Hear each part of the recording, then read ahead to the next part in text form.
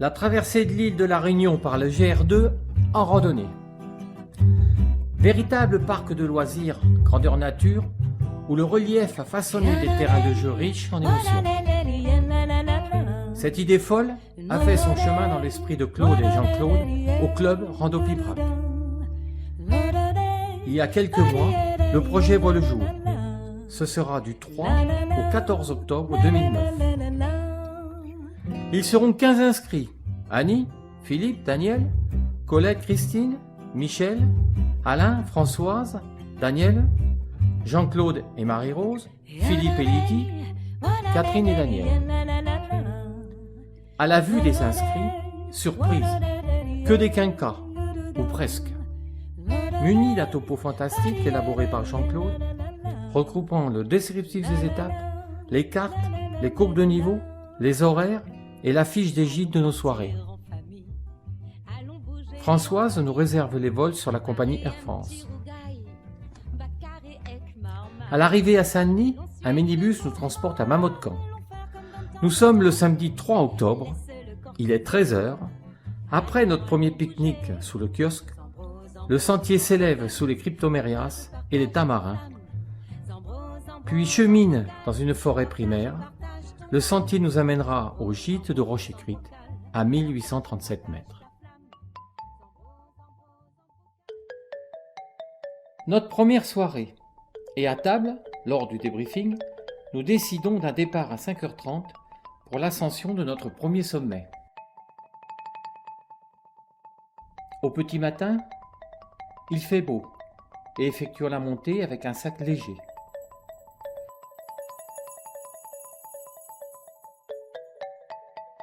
Le ciel bien dégagé nous permet d'admirer la vue plongeante sur le cirque de Salazie et une partie de Mafate.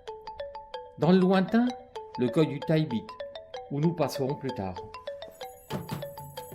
Le retour se fera rapidement vers le gîte pour prendre notre petit déjeuner. Après ce bon petit déjeuner, nous récupérons nos sacs, nous entamons la descente vers Dodane.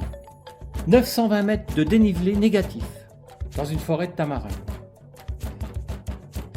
Colette photographie un bibe, araignée endémique de l'île. Un parcours au-dessus des falaises et arrêt au point géodésique à 1492 mètres. L'endroit est agréable, il est midi et nous nous éparpillons pour prendre notre casse-croûte. Bigre! Aurait-on perdu notre flair? Oui, certainement. Mais pas le chien mangeur de saucisses, ni les chercheurs de bière. Après ce bon moment de détente, nous retrouvons le rythme de la marche. Le sentier est raide et aérien. En sortant de la forêt, nous longeons une crête offrant un point de vue spectaculaire sur le cirque de Mafate et d'Odane.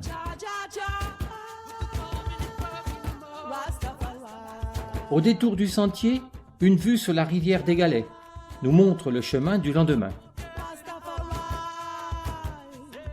Le chemin semble interminable. Les jambes commencent à être un peu lourdes. La fatigue se fait sentir. Au gîte de Dodane, repas du soir à la mode caille ou œuf et plumes.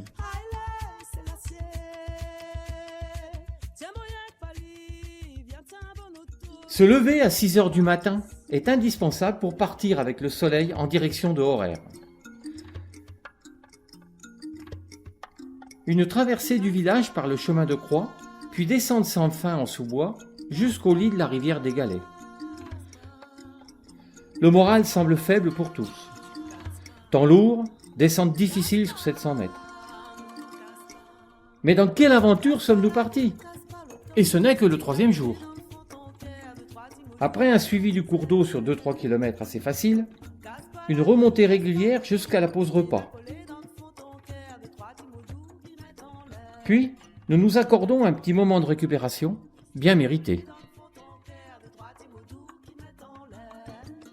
De là, couché par terre, un rocher marqué de peinture nous indiquera la direction. 30 minutes plus tard, un autre rocher marqué de blanc. À partir de ce moment, le dénivelé va devenir positif. Les 801 mètres se feront à travers une végétation moins luxuriante.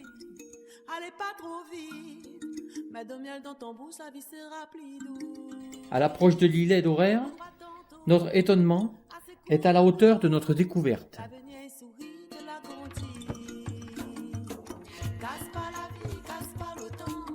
Cet îlet est tranquillement situé sur une plateforme végétale. Seul le bal des hélicoptères nous rappelle la civilisation moderne.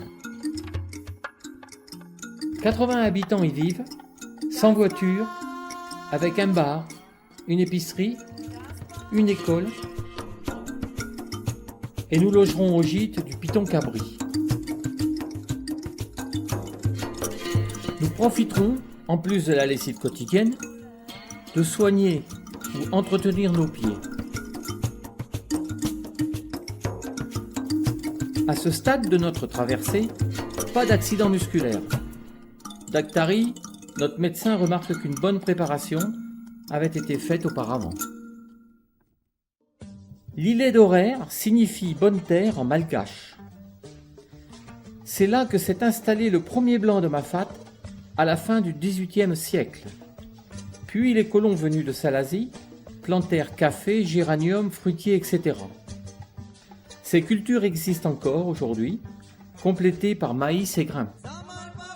Aujourd'hui, petite rando, 4 cm de positif et 485 mètres de négatif. Nous resterons donc à 998 mètres d'altitude. Nous progressons à travers une plantation de chouchous et de fleurs.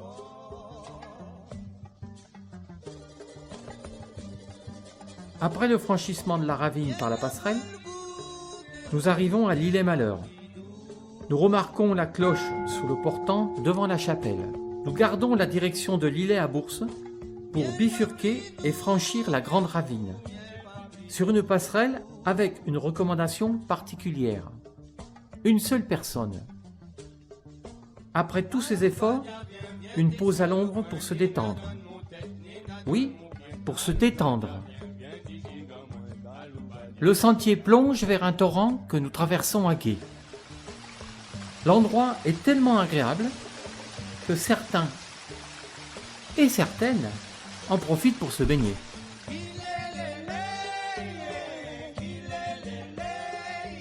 Mais il faut continuer notre route pour basculer alors sur le versant ouest qui accueille Grande Place à 770 mètres. Nous arrivons un peu tôt au gîte Cœur de Mafat. Il est fermé. Sous un arbre, à l'ombre, nous profitons du panorama qui s'offre à nous.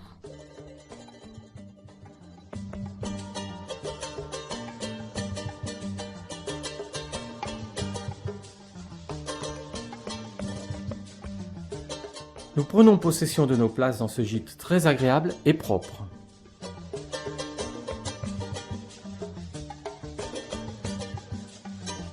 Après nos rites habituels, certains engagent une partie de belote acharnée. Nous passerons à table pour déguster le curry traditionnel et nous ne manquerons pas de fêter l'anniversaire d'Annie. Grande Place, Rocheplate. Aujourd'hui, 7 octobre, nous nous élèverons à 1293 mètres pour rejoindre Rocheplate. En descendant une nouvelle fois vers la rivière des Galets pour rejoindre l'îlet des Lataniers. Une remontée étroite nous emmènera à l'îlet des Orangers. Après le captage, passage à gué de la ravine des Orangers qui se faufile à travers un canyon.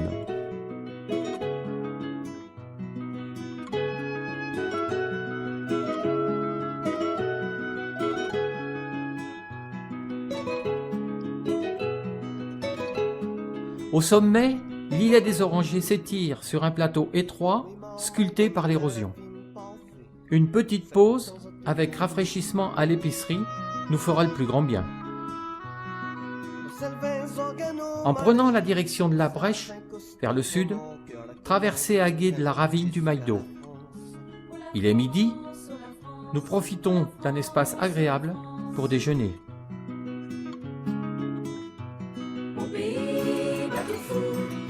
Sabah Le vent se lève et les nuages sont bas quand nous arrivons au sommet de la brèche du Ticol à 1293 mètres. Nous laissons sur notre droite le sentier qui escalade le Maïdo et prenons le sentier d'en face qui descend rapidement sur Roche Plate.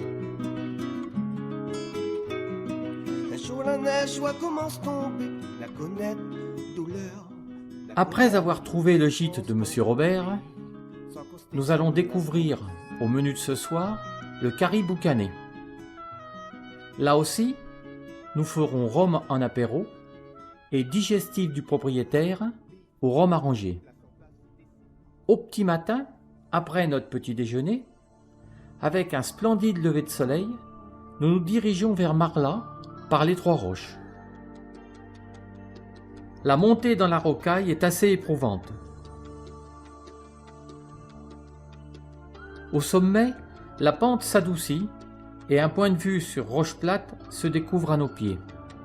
Puis, des montées et descentes se succèdent, alors jusqu'à la ravine Chevaquine à 1200 mètres. 30 minutes plus tard, nous atteindrons les Trois Roches à 1220 mètres. C'est un endroit magnifique, idyllique. Nous profitons de la nature à l'état pur. Baignade pour les plus courageux, repos sous les fils à eau à contempler la cascade qui se jette dans un gouffre.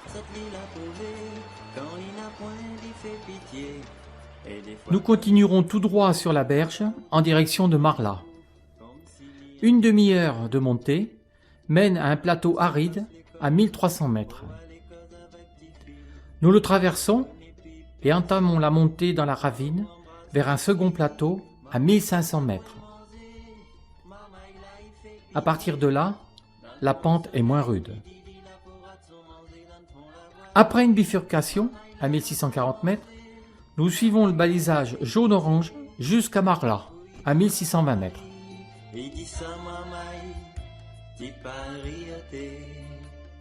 Au gîte de Madame Yolande, nous serons hébergés. Chez Jimmy, nous irons boire l'apéro et dégusterons les bonbons piments, samoussa, etc.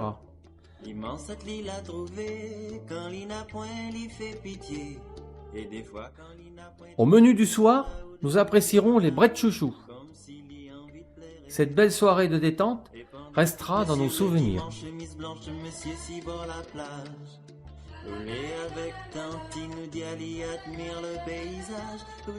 Il fait beau ce matin quand nous quittons le village pour monter au col du Taïbi à 2081 mètres.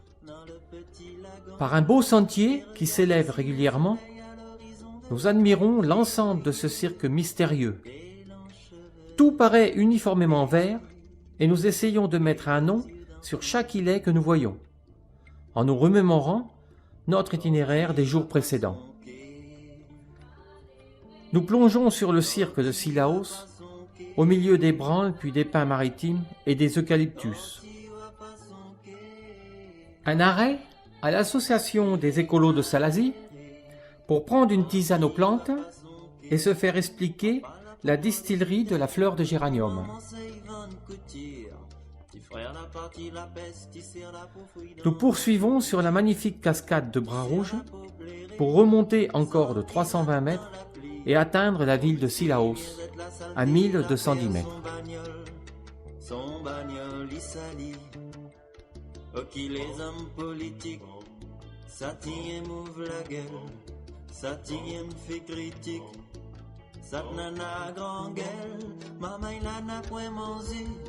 Maman il a il fait pitié.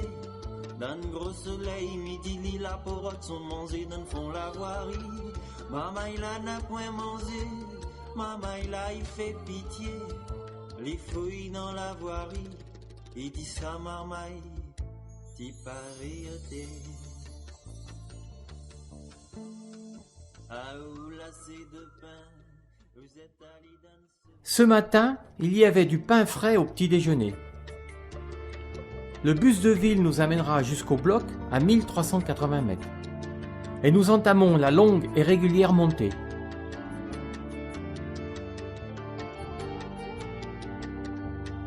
La météo s'annonce bien, le soleil alterne avec quelques nuages d'altitude.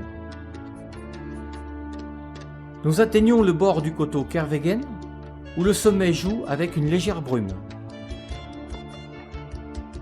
Arrivés au gîte à 2470 mètres, sous un grand soleil, nous prendrons notre pas de midi. Alors que certains décident de s'octroyer un après-midi de repos, Daniel décide de partir léger, appareil photo en bandoulière, en direction du sommet. La météo étant superbe, c'est le moment ou jamais.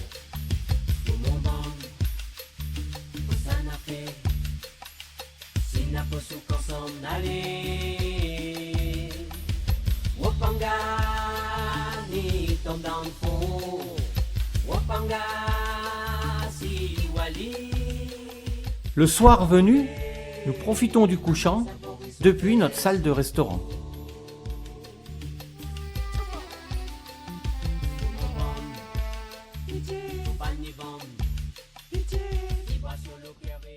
La tradition veut que l'on monte au sommet du Piton des Neiges, à 3071 mètres d'altitude, au lever du jour.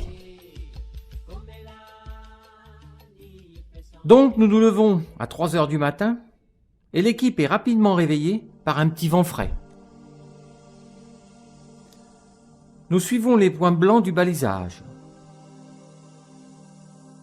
Après 3 heures de montée, nous resterons un long moment à profiter du spectacle, avant de redescendre déjeuner au refuge.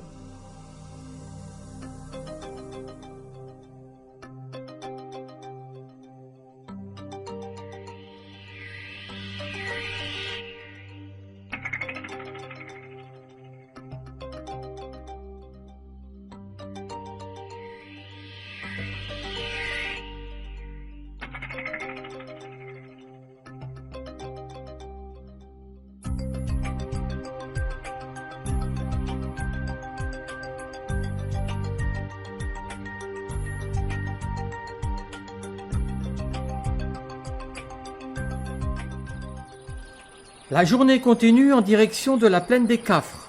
4 heures de sentier difficile, glissant, boueux, au milieu de la forêt. L'hôtelier viendra prendre nos sacs et nous ferons 6 km de goudron pour rallier le gîte. Les massages de Christine seront bien appréciés. Au menu, le gratin de chouchou et l'anniversaire de Cathy, suivi de la dégustation de 5 variétés de rhum arrangé, clôtureront bien la journée.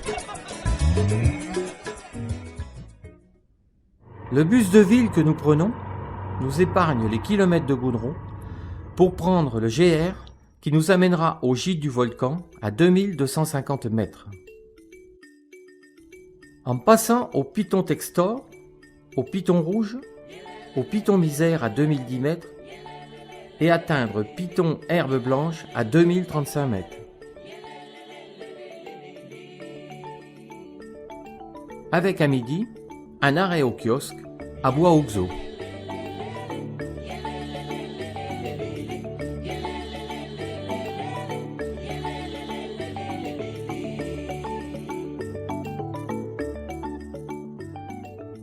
Nous montons en contrebas de la route pour passer devant la stèle Lorange-Josemont et par une pente douce à l'oratoire Sainte-Thérèse, à 2412 mètres d'altitude. Si vous connaissez pas Céline, rouge à pas capucin carême, monte qui sort évidemment, son papa imagine seulement. Nous abordons la traversée lunaire de roches noires et d'une végétation minuscule de la plaine des Sables.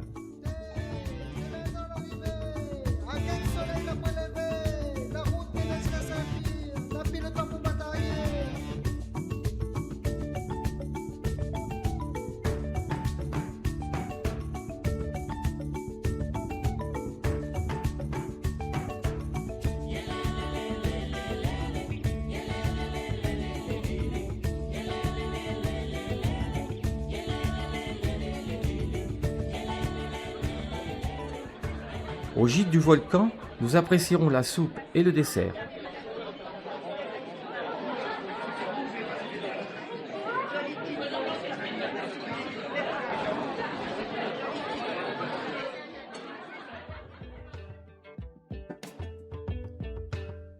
Sac léger pour cette journée consacrée à la visite de ce site grandiose. La vue du pas de Bellecombe nous donne un aperçu à 180 degrés de la grandeur du paysage. Aujourd'hui, le sentier qui accède au volcan est interdit. Nous irons donc jusqu'à Nez-Coupé, Sainte-Rose.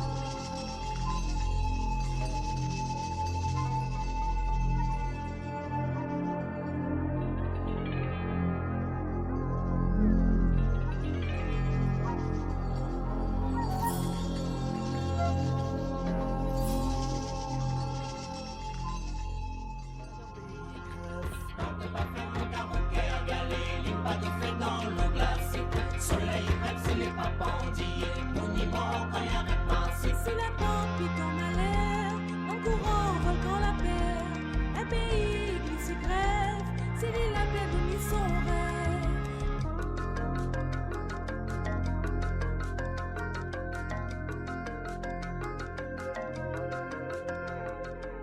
Puis, nous reviendrons au gîte du volcan pour y passer notre deuxième nuit. La mort, la nuit vive sous histoire.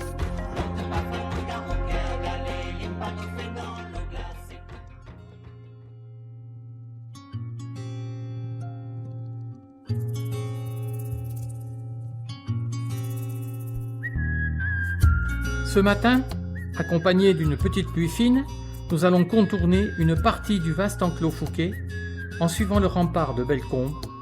Nous aurons 1752 mètres de dénivelé négatif.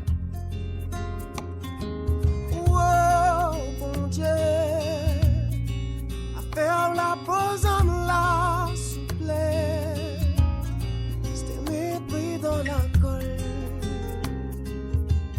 Nous contournerons le sommet du Piton Ric par la droite pour dévaler la pente jusqu'au kiosque. Oiseau y'aime pas plein hier, et l'enfant jouait mon rôle. Envie de tirer,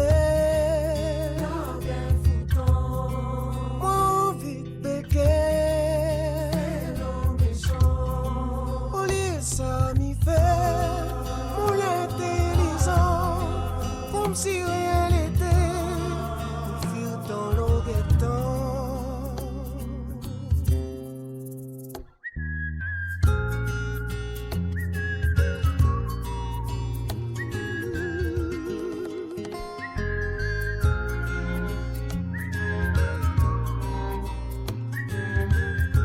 Nous arriverons sur la route forestière numéro 38 et l'emprunterons jusqu'au gîte de Basse-Vallée à 601 mètres d'altitude.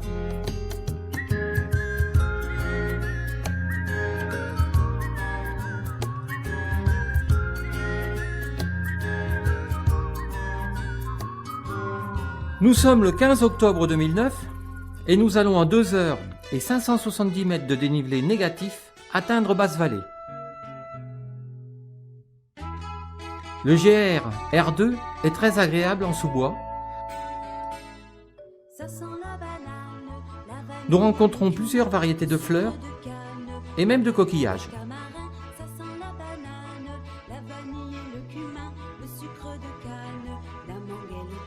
Également une zone de plantation de vanille.